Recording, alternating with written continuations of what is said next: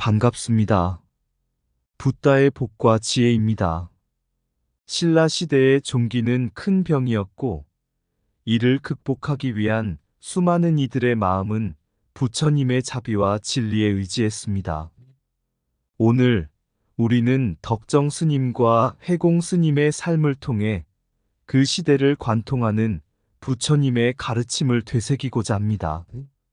덕정 스님의 수행과 교화 활동, 그리고 해공 스님이 되기까지의 여정은 우리에게 깨달음과 자비의 깊은 의미를 전합니다. 부처님께서 말씀하신 것처럼 고통은 누구에게나 다가오지만 그 안에서 우리는 지혜와 자비를 배울 수 있습니다. 덕정 스님이 깨달음을 추구하고 불법을 널리 전파한 것처럼 우리도 일상 속에서 진리와 함께하는 삶을 살아가기를 바랍니다. 오늘 이 자리가 모든 이에게 부처님의 지혜와 자비가 가득한 시간이 되기를 기원합니다. 자, 그럼 신라 시대에는 종기가 큰 병이었다. 그를 함께 알아볼까요? 옛날 신라 시대에 덕정 스님이 수행하던 어느 날 한 마을에 큰 병이 돌았다. 사람들은 종기라는 병에 시달리며 고통 속에 있었다. 이 병은 작게 시작되었지만 시간이 지나면서 점차 커지고 끝내 사람의 목숨을 위협하는 무서운 병이었다. 마을 사람들은 종기를 치료하기 위해 온갖 약과 방법을 써보았으나 병세는 나아지지 않았다. 그때 덕정 스님이 그 마을을 지나게 되었다. 마을 사람들은 그에게 찾아가 자신들의 어려움을 털어놓고 도와달라고 간청했다. 덕정 스님은 그들의 고통을 듣고 조용히 미소 지었다. 종기는 육신의 병이지만 그것보다 더 큰 병은 우리 마음 속의 번뇌입니다. 덕정 스님은 사람들에게 이렇게 말씀하셨다. 우리가 마음 속에 탐욕과 집착을 키우면 그 마음의 종기는 커져서 결국 우리를 무너뜨리게 됩니다. 하지만 부처님께서는 우리에게 자비와 지혜를 통해 마음을 다스리라고 가르치셨습니다. 스님은 마을 사람들에게 자비의 마음으로 함께 기도하고 서로를 도우며 고통을 나누라고 권했다. 그러면서 그들에게 깨달음의 중요성을 강조했다. 우리가 서로에게 자비를 베풀고 마음의 종기를 제거한다면 육신의 병도 서서히 치유될 것입니다. 마을 사람들은 스님의 가르침을 따르기로 했다. 그들은 서로의 고통을 덜어주고 나눔과 자비의 마음을 키우기 시작했다. 이상하게도 그들이 마음의 병을 치유할수록 육신의 병도 조금씩 나아지기 시작했다. 마침내 종기는 사라졌고 마을은 평화를 되찾았다. 옛날 신라의 어느 마을에 한 아이가 태어났습니다. 그의 이름은 덕정이었습니다. 덕정의 어머니는 깊은 신앙을 가진 분이었고 평생 관세음보살을 향한 기도를 멈추지 않았습니다. 그녀는 밤낮으로 부처님과 관세음보살을 향해 마음을 다해 기도하며 언젠가 중생을 구제할 큰 인물이 태어나기를 바랐습니다. 그러던 어느 날 그녀는 꿈을 꾸었습니다. 꿈속에서 관세음보살이 한 어린 동자를 데리고 와 그녀에게 안겨주며 말했다고 합니다. 이 아이는 세상을 밝히고 중생의 고통을 덜어줄 것이다. 이 꿈은 곧 현실이 되었고 덕정이라는 아이가 세상에 태어났습니다. 어머니는 이 아이가 특별한 인연을 가지고 태어났음을 직감했습니다. 덕정은 어린 시절부터 남달랐습니다. 다른 아이들이 뛰어놀 때 그는 스님에게 책을 빌려와 조용히 읽었고 어머니에게도 읽어드리며 지혜를 나누었습니다. 비록 가난한 집안이었지만 덕정은 가정과 사찰에서 꾸준히 학문을 탐구하며 자랐습니다. 부처님의 가르침인 모든 중생은 불성을 가지고 있다는 진리가 그를 이끌어 그는 어릴 때부터 이미 깊은 깨달음의 길을 향해 가고 있었습니다. 12살이 되었을 때 그의 아버지는 덕정을 장가 보내려고 신부감을 찾기 시작했습니다. 그러나 덕정의 어머니는 부처님의 가르침을 떠올리며 자식은 부모의 소유물이 아니며 그들 스스로의 길을 찾아가도록 해야 한다는 것을 깨달았습니다. 그녀는 남편에게 말했습니다. 우리가 아이를 키우는 것은 그 아이가 자신의 포부를 펼치고 세상에 더 큰 이로움을 주도록 하는 것입니다. 덕정을 스스로의 길로 보내는 것이 마땅합니다. 어머니의 뜻에 따라 덕정은 12살에 사찰로 가 출가하였습니다. 그는 서리명역이라는 곳에서 수행을 시작했고 그곳에서 진정한 마음의 자유를 찾고자 했습니다. 사찰에서 덕정은 부처님의 가르침을 더욱 깊이 깨달아갔습니다. 부처님께서 가르치신 일체계고, 즉 세상의 모든 것은 고통에서 비롯된다는 가르침을 통해 덕정은 그 고통을 뛰어넘어 참된 해탈을 추구하게 되었습니다. 사찰에서의 수행은 덕정에게 새로운 세계를 열어주었습니다. 그는 세속적인 즐거움과 욕망에서 벗어나 마음의 평정을 찾는 방법을 배우기 시작했습니다. 그의 삶은 부처님의 말씀인 스스로를 등불로 삼아라라는 진리를 따라갔고, 그는 자아를 탐구하며 내면의 지혜를 키워갔습니다. 참된 지혜는 욕망에서 벗어날 때 비로소 드러난다. 마음이 고요하면 세상의 모든 고통도 그 속에서 사라진다. 모든 중생은 불성을 가지고 있나니 그 깨달음은 스스로의 길에서 발견된다. 자비는 단순한 말이 아니라 모든 존재를 위한 행동이어야 한다. 스스로를 등불로 삼을 때 어둠 속에서도 길은 밝아진다. 모든 고통은 마음으로부터 비롯되나 그 해탈도 마음 안에서 찾아진다. 타인을 구제하려는 마음은 곧 자신을 구제하는 길이다. 부처님의 가르침은 남을 비우고 자신을 채우는 것이 아니라 남을 채워 자신도 함께 풍요로워지는 것이다. 수행은 순간의 일이 아니라 평생의 길이요. 깨달음은 매일의 작은 실천에서 얻어진다. 모든 것은 무상하니 집착을 내려놓는 것이 곧 자유로 나아가는 문이다. 세상의 모든 것과 나 자신이 연결되어 있음을 깨닫는 순간 참된 자비가 피어난다. 스스로의 길을 찾는 것이야말로 진정한 해탈을 위한 첫걸음이다. 지혜는 많이 배우는 데 있는 것이 아니라 배운 것을 실천하는 데 있다. 탐욕과 번뇌는 마음의 종기와 같으니 자비와 지혜로 치료하라. 고통은 피할 수 없으나 그 고통에 대한 반응은 우리의 선택이다. 덕정 스님의 수행과 교화 활동은 부처님의 가르침을 깊이 반영한 여정이었습니다.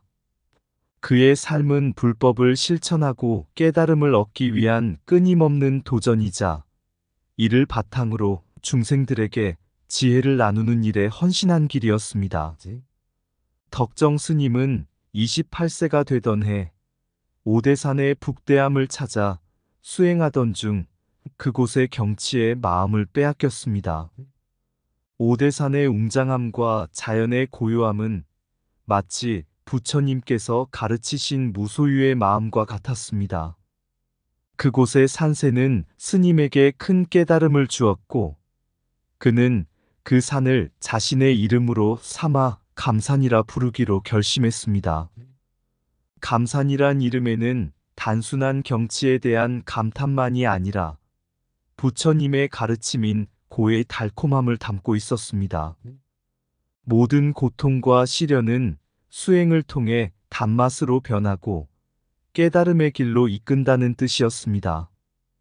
덕정 스님은 이 이름으로 자신을 정의하며 고요한 마음으로 수행을 이어갔습니다. 감산이라는 이름을 얻고 수행하던 중 덕정 스님은 깊은 산속에서 한 은자를 만났습니다. 그 은자는 세속을 떠난 지 오래된 수행자였고 오랜 기간 동안 고요 속에서 진리를 구하는 이였습니다. 은자는 덕정에게 많은 지혜를 나누어 주었지만 덕정 스님은 그 가르침에 집착하지 않았습니다. 부처님께서 가르치신 무집착의 진리를 따랐던 덕정 스님은 은자의 가르침에도 집착하지 않음으로써 더욱 깊은 깨달음에 다가갔습니다.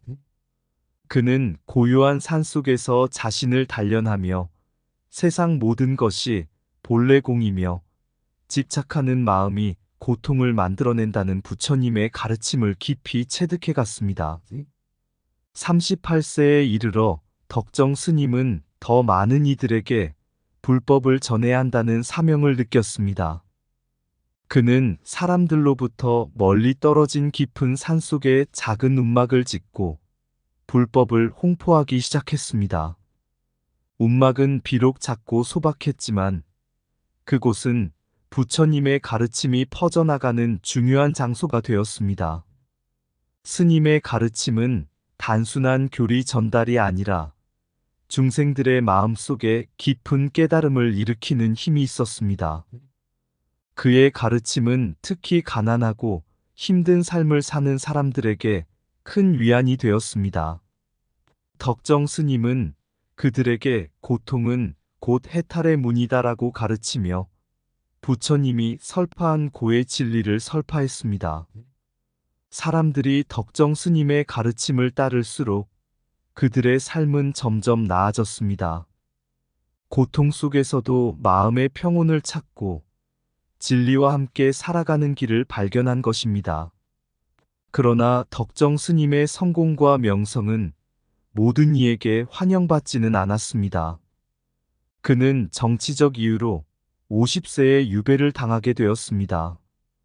유배 생활은 고통스럽고 외로운 시간이었으나 덕정 스님은 이 시간마저도 부처님께서 가르치신 무상의 진리로 받아들였습니다. 그는 유배지에서 고통을 기회로 삼아 수행에 매진하였고 이를 통해 더 깊은 깨달음을 얻게 되었습니다. 유배에서 풀려난 덕정 스님은 강남과 강북으로 돌아와 불교를 부흥시키기 시작했습니다. 그의 가르침은 더 강력해졌으며 많은 이들이 그를 따랐습니다. 스님은 부처님께서 모든 이에게 평등한 깨달음의 기회를 주신다는 가르침을 강조하며 사회적 신분에 관계없이 누구나 불성을 지니고 있음을 설파했습니다. 56세 이후 덕정 스님은 법화경과 화엄경을 깊이 연구하고 강의하기 시작했습니다. 그는 특히 법화경의 일승 사상을 강조했습니다. 법화경은 모든 생명체가 불성을 가지고 있으며 깨달음의 길은 하나라는 가르침을 설파하고 있었습니다. 덕정 스님은 이 가르침을 통해 사람들이 각자의 삶 속에서 해탈을 추구할 수 있도록 도왔습니다. 또한 화엄경을 강의하며 우주의 진리를 설명하고 모든 존재가 상호 의존하는 관계 속에서 존재한다는 부처님의 가르침을 전파했습니다. 덕정 스님은 조계산에서 이러한 가르침을 바탕으로 많은 제자들을 양성하였고 그 제자들은 다시 불법을 널리 퍼뜨리는 역할을 하였습니다. 덕정 스님의 삶은 고통 속에서도 깨달음을 추구하고 그 깨달음을 통해 중생들에게 자비와 진리를 나누는 길이었습니다. 고통 속에서도 마음을 단련하면 고통은 깨달음으로 변한다. 모든 고통은 지나가며 무상함 속에 참된 해탈이 있다. 세상의 모든 것은 공이다. 집착하지 않으면 마음의 자유를 얻는다. 고요한 산속에서 마음을 비우면 우주는 내 안에 있다. 작은 움막에서라도 진리가 퍼지면 그곳은 법의 큰 전당이 된다. 은자의 가르침에 집착하지 않음으로써 진정한 자유를 얻는다. 집착하지 않는 마음은 바다와 같아 모든 것을 받아들이고도 고요하다. 부처님의 가르침은 오로지 나와 남을 동시에 구제하는 길이다. 해탈은 외부에서 찾는 것이 아니라 내 안의 무집착에서 시작된다. 유배도 깨달음의 길이라면 그 길은 어둠 속에서도 빛난다. 진리의 씨앗은 작은 마음 속에 심어져 커다란 깨달음의 나무로 자란다. 우주의 모든 존재는 상호 의존하니 서로를 해치는 것은 스스로를 해치는 것이다. 고통을 회피하려 하지 말고 그 속에서 지혜를 발견하라. 법화경의 일승은 모든 존재가 깨달음에 이르기를 바라는 자비의 표현이다. 삶의 본질은 변화 속에 있으며 그 변화를 받아들이는 것이 곧 진리이다. 해공 스님의 탄생은 비범한 인연 속에서 시작되었습니다. 그의 어머니는 신비로운 기운 속에서 아들을 낳았고 그의 출생은 일찍이 불가의 길로 연결될 운명을 내포하고 있었습니다. 그러나 그 운명을 이끈 결정적인 사건은 그의 아버지 천공의 종기 사건에서 비롯되었습니다. 어린 해공은 종기라는 병으로 고통받고 있던 아버지 천공을 구한 인연으로 주목받았습니다. 당시 신라 시대에는 종기가 단순한 피부병이 아닌 목숨까지 위협하는 큰 질병으로 여겨졌습니다. 종기가 터지지 않으면 목숨을 잃을 수도 있는 심각한 상황이었기 때문에 많은 사람들은 치료 방법을 찾기 위해 필사적으로 노력했습니다. 천공은 종기로 인해 생명이 위태로운 상태였고 온 집안이 슬픔에 잠겨 있었습니다. 그러던 중 해공이 7살 어린 나이에 고요히 아버지 곁에 앉았습니다. 특별한 의술이 있었던 것도 아니고 신비한 기적이 일어난 것도 아니었습니다. 하지만 해공이 조용히 함께 있는 순간 천공의 종기는 저절로 터졌습니다. 이 사건은 천공에게 큰 충격을 주었고 그저 우연으로 치부하려고 했으나 해공의 태도와 기운에서 그는 뭔가 특별함을 느꼈습니다. 이는 부처님의 가르침에서 말하는 불성의 발현이었으며 고요하고 깨끗한 마음이 불러일으킨 자연스러운 치유의 기운이었습니다. 해공은 아무런 욕망이나 두려움 없이 그저 순수한 마음으로 아버지 곁에 있었고 이로 인해 종기가 터지면서 아버지를 구하게 된 것이었습니다. 이 사건 이후 천공은 해공이 단순한 아이가 아니라 신성한 인연을 가진 존재임을 깨달았습니다. 그는 자신이 더 이상 해공을 단순한 자식으로 대할 수 없음을 느끼고 해공을 스승으로 모시기로 결심했습니다. 이는 당시 신분과 관계를 뛰어넘는 대단한 일이었습니다. 천공은 고개를 숙여 아들에게 절하며 이렇게 말했습니다. 나는 성인이 우리 집에 머물고 계신 줄을 몰랐습니다. 이제 당신을 스승으로 모시겠습니다. 이 인연은 해공이 불가의 길로 들어서는 중요한 전환점이었습니다. 부처님의 가르침을 따라 그는 스님으로 출가하였고 그 이후로도 깨달음을 향해 나아갔습니다. 천공의 변화는 단순히 종기를 치료받은 사건에서 비롯된 것이 아니라 그 속에서 해공이 가진 불성을 깨닫고 자신 또한 그 길을 따르려는 마음에서 비롯된 것입니다. 신라 시대에는 종기와 같은 질병이 단순한 육체적 질병으로 여겨지지 않았습니다. 종기는 마음의 번뇌와 관련된 것으로 여겨졌고 그 치유는 단순히 육체적인 치료를 넘어서 영적인 치유와 연관된 것으로 받아들여졌습니다. 해공이 천공의 종기를 터뜨린 것은 단지 물리적 사건이 아니라 그들의 마음속 어둠이 해소된 순간이었습니다. 부처님께서 가르치신 바와 같이 마음이 깨끗해지면 그에 따라 몸도 자연스럽게 치유됩니다. 천공이 셈의 이야기를 통해 자신의 집착과 마음의 불안정을 확인했을 때 해공은 이미 그것을 꿰뚫고 있었습니다. 세매를 가지고 오라는 생각이 들기도 전에 해공이 세매를 바치자 천공은 자신의 부족함과 어리석음을 깨닫고 진정으로 해공을 스승으로 인정하게 되었습니다. 이는 부처님의 가르침에서 말하는 무집착과 공성의 실천이었고 모든 집착에서 벗어나는 것이야말로 진정한 깨달음의 길임을 보여주었습니다. 천공이 해공을 스승으로 모시게 된 전환점은 그가 집착을 내려놓고 자신의 마음을 비운 순간에서 비롯되었습니다. 부처님은 늘 말씀하셨습니다. 모든 것은 마음에서 비롯되나 마음을 다스리지 못하면 고통이 뒤따른다. 천공은 세매와 종기의 사건을 통해 깨달았습니다. 자신의 욕망과 집착이 고통의 원인이었고 그로 인해 마음이 어두워졌음을 인식한 것입니다. 천공이 해공을 스승으로 모시기로 결심한 것은 그가 마음의 본질을 꿰뚫고 더 이상 세속적인 집착에 매이지 않으려는 결단이었습니다. 해공은 그에게 부처님께서 가르치신 대로 고통의 본질은 마음속에 있으며 그 고통에서 벗어나는 방법도 마음 안에 있다는 것을 깨닫게 해주었습니다. 이 일화는 부처님의 가르침인 고진멸도의 진리를 반영하고 있습니다. 고통은 마음에서 비롯되고 그 원인은 집착에서 나오며 이를 없애는 길은 마음을 비우고 깨달음을 추구하는 것입니다. 그 길이 바로 해공 스님이 천공에게 전해준 깨달음의 가르침이었으며 이는 또한 부처님의 진리를 실천하는 과정이기도 했습니다.